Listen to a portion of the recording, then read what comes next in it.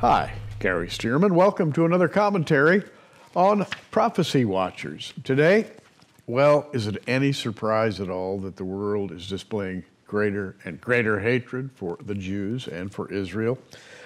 Shouldn't be a surprise. It was prophesied for the latter days. Let me read a couple of current articles. One in Arutz Sheva, which is a very well-known national news service out of Israel. And the headline on this is that the Times of India, which, by the way, is India's main newspaper, both in Hindi and English, the Times of India blames Shemitah for financial disasters. According to the Indian paper, the Jewish year of agricultural rest has a history of coinciding with global disaster and financial crisis. And the Times of India headlined a bizarre article which Arutz Sheva says could be seen as having anti-Semitic undertones. The Times of India has propagated the idea that the Jewish Shemitah year has a history of culminating in global financial disaster. A biblical concept maintained in Israel today during the Shemitah year, the last year of a 7-year agricultural cycle in the Jewish calendar. In that year, farmers refrained from tilling and harvesting the land, according to law. Times of India listed a number of financial crises which occurred during Shemitah years, from the Wall Street crash in 1987 to the 9/11 terror attacks in the United States in 2001, and Lehman Brothers filing for bankruptcy in 2008. All of this blamed on the Shemitah, but indirectly blaming the Jews and blaming Israel. It's all Israel's fault. And that's kind of what's coming out of this current Shemitah overview. With the 2015 Shemitah year coming to an end on Sunday, September 13th, the Indian paper drew a parallel to its culmination with the last week's major market crash called Black Monday. And of course, who does not remember Black Monday? In the Times of India is saying, maybe this time it'll be a Black Sunday. According to the Times of India, as the year draws to a close and the global financial market teeters on the edge, people from all over the world are searching for Shemitah on Google and other search engines. From the U.S. to India, from the U.K. to Japan, Shemitah is now one of the top trending terms on Google. The paper asserts, noting that on August 24th and 25th, 10% of all searches in that region were for that particular word. Wow, that's an amazing statistic. Shemitah, everybody's talking about it now, and not in positive terms. And in India, they're saying this whole Jewish thing may be behind a financial crash. The Jews get blamed again. That's the way I'm looking at it. And that's not where it stops. On September 2nd, Israel Today magazine published this article, headline, Muslim clerics incite against Jewish holidays. Israeli media is warning of increased Palestinian violence during the upcoming Jewish high holy days in September and October, during Rosh Hashanah, Yom Kippur, and the week-long Sukkot, the Feast of Tabernacles.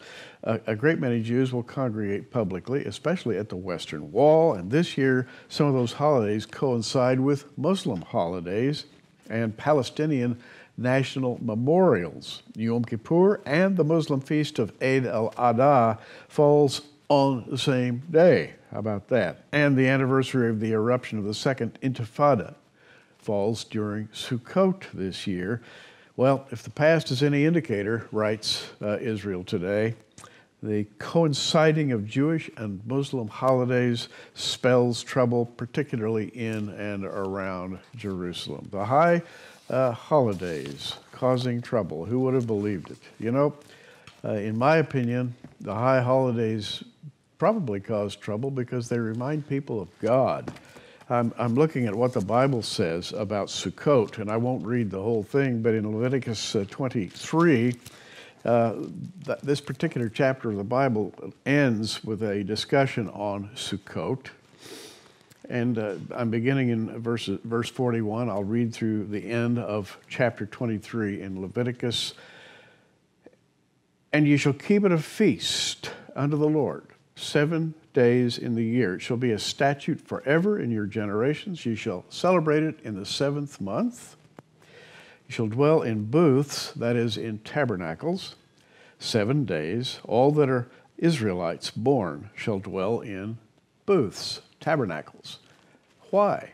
The question, well, why did the Lord want them to do that? And by the way, the Jews still celebrate Sukkot every year this way by building little booths festooned with various items of remembrance. And they welcome strangers into their company, and they cook special meals. It's a celebration. Verse 43 says, "This is the reason you're doing this, that your generations may know that I made the children of Israel to dwell in booths when I brought them out of the land of Egypt. I am the Lord your God." And Moses declared unto the children of Israel the feasts of the Lord. So as we're reading in Times of India, and we're reading in Israel Today, and a number of other publications, there is kind of a little fear and trembling around the edges during this year's high holy days. Israel's getting blamed for causing trouble just by keeping the feasts of the Lord. And doesn't that just about state the condition of the world today? Something to think about. I'm Gary Stearman. We're watching these and other things unfold right before our eyes, so you keep watching too.